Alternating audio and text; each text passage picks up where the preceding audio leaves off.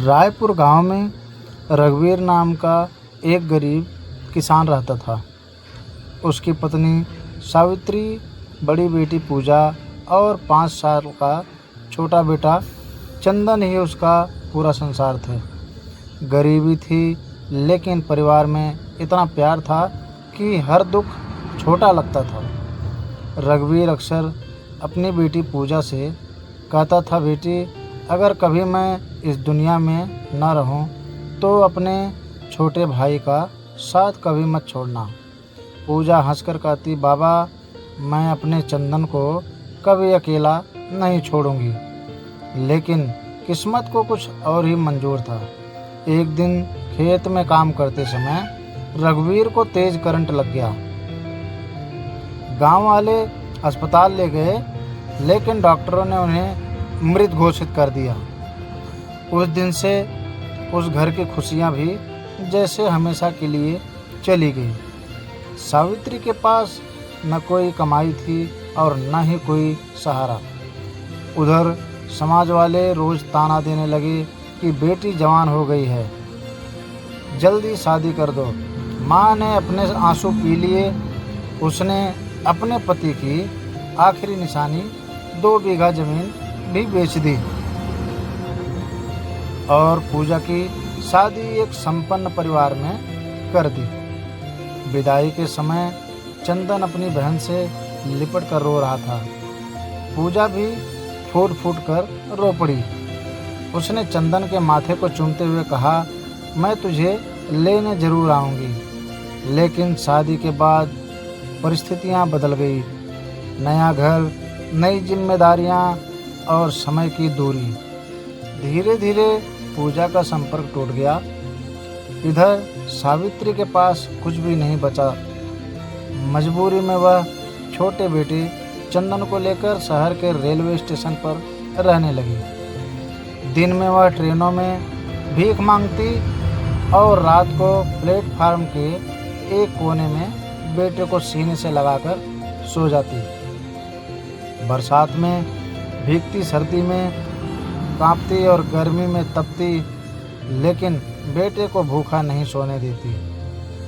साल बीतते गए। एक सुबह सावित्री ने चंदन से कहा, बेटा, तू यहीं बैठना, मैं इस ट्रेन में जाकर कुछ खाने को मांग कर लाती हूँ। वह ट्रेन में चढ़ गई। तभी सीटी बजी और ट्रेन चल पड़ी। सावित्री उतर नहीं सकी। चंदन प्लेटफार्म पर अकेला रह गया। भूख और डर से उसका गला सूख गया। वह रोते हुए लोगों के सामने हाथ फैलाने लगा। बोल तो पाता नहीं था, कुछ खाने को दे दीजिए।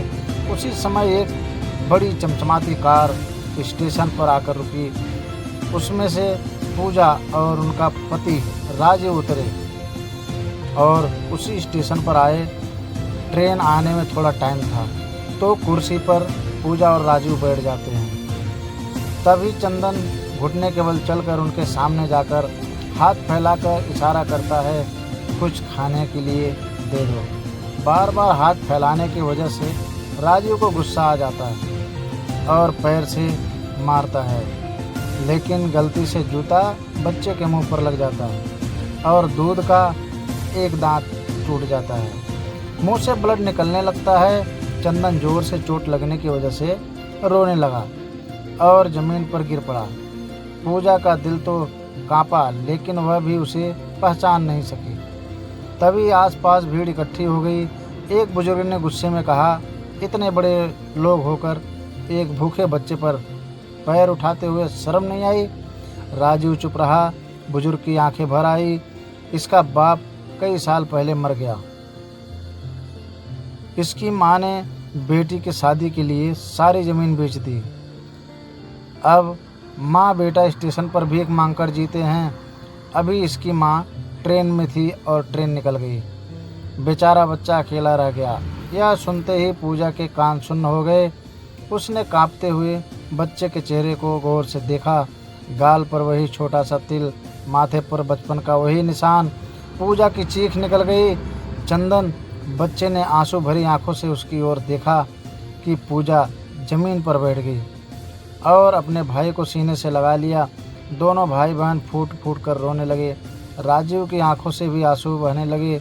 वह चंदन के सामने हाथ जोड़कर बोला, बेटा मुझे माफ़ कर दो, मैंने तुम्हें पहचाना नहीं।